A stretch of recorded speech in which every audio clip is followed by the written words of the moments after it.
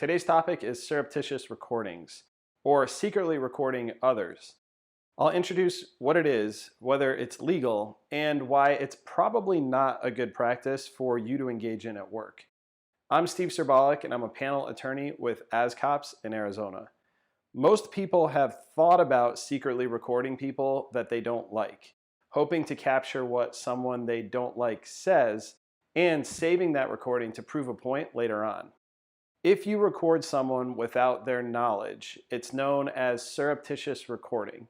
Generally speaking, if a person wants to secretly record a conversation that they are not a part of, they need a warrant, a court order approving that practice. That changes if at least one participant in the conversation knows that they're being recorded. Most states, including Arizona, are known as one-party states, where it's generally legal to record a conversation if at least one person knows that the recording is taking place, assuming that the recording isn't taking place in an area where there is an expectation of privacy. A few states are known as two-party or all-party consent states, where most circumstances require that everyone involved in a conversation needs to be advised that they are being recorded if the recording is going to be legal.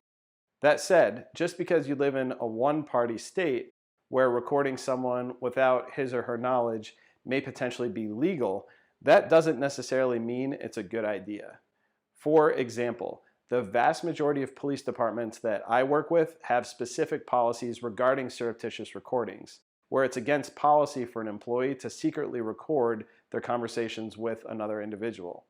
Additionally, here in Arizona, if you are recording a conversation related to your job functions, you may actually be creating public records that could be subject to discovery, something that could come back to hurt you later if records are destroyed, edited, or withheld. So, how does this impact public employees? Generally speaking, like all areas of your job, it's important to know your policies at your work and avoid taking steps that could get you into trouble. Surreptitious recordings may seem like a good way to trap a boss or coworker that you don't like, but they can, and often do, create unanticipated issues for the person secretly recording the conversation. Generally speaking, even if your policies are silent on the practice, I'd caution against creating records on recordings that may not ultimately be helpful and will certainly impact the trust that others have in you if they discover that you are recording conversations without their knowledge. That said, there is a huge difference between surreptitious recording and recording in plain sight. I highly recommend recording important conversations like internal affairs interviews, but do so with the full knowledge of the people involved. Let others know when you start and stop the recording. Announce the date and time at the beginning of the recording and the time right before you turn off your recorder, as this allows for an accurate record to be maintained. So to recap, even if it's legal, surreptitious recording at work is generally a bad idea. But recording important conversations out in the open is different and is a best practice for public employees.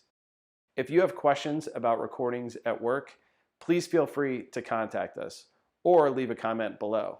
And don't forget to like this video and subscribe for more law enforcement lessons. Videos are published every Sunday at 5:30 p.m. Arizona time. Thanks for watching. I'm Steve Serbalik. Stay safe out there. For another relevant video, click up here. And if you'd like to subscribe to the channel, click down here. After you hit subscribe, hit the notification bell so you're made aware of the videos as they come out.